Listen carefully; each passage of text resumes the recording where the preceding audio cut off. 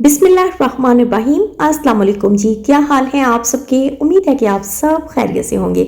आज मैं बनाने लगी हूँ पहाड़ी दाल।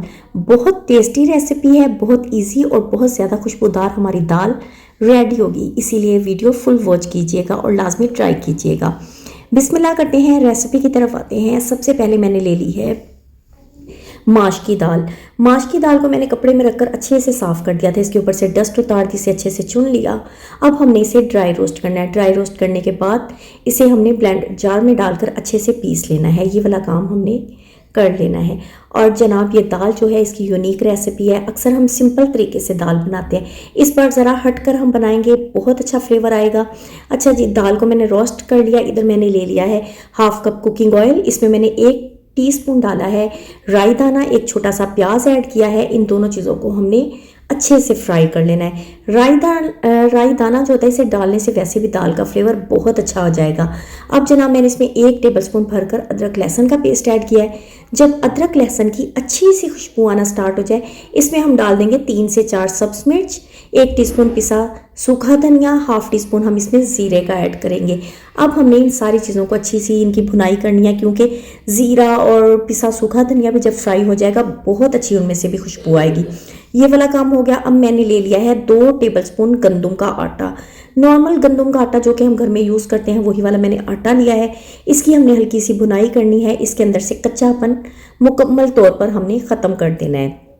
थोड़ी थोड़ी देर के बाद चम्मच हिलाएंगे, अच्छी सी भुनाई हो जाएगी। और अब जनाब, हमने दाल जो कि ड्राई रोस्ट की थी, ठंडी करके हमने पीस ली थी, ब्लेंडर जार में डालकर इसमें ऐड करेंगे। 1 से 2 मिनट तक इस दाल की भी हमने भुनाई कर देनी है।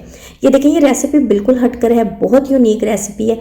अच्छी सी मैंने दाल की भुनाई कर दी। अब मैंने इसमें तकरीबन 2 से 3 गिलास पानी ऐड कर दिया है। अब हमने अच्छी सी इसकी मिक्सिंग करनी है। मतलब ये कि हमने इसमें आटा भी डाला था, इसीलिए जब हम इसमें मिक्सिंग करेंगे तो हमने खूब अच्छे से चम्मच हिलाना है और इसके ऊपर हमने ढक्कन दे देना है। लेकिन हमने थोड़ी थोड़ी देर के बाद चम्मच हिलाना है। इसकी बेसिक रीज़न ये कि हमने इसमें आटा भी ऐड किया था, इसीलिए गुठलियाँ बन रही होंगी। तो हम चम्मच के साथ आटे की जो गुठलियाँ होंगी उसे पीसते जाएंगे।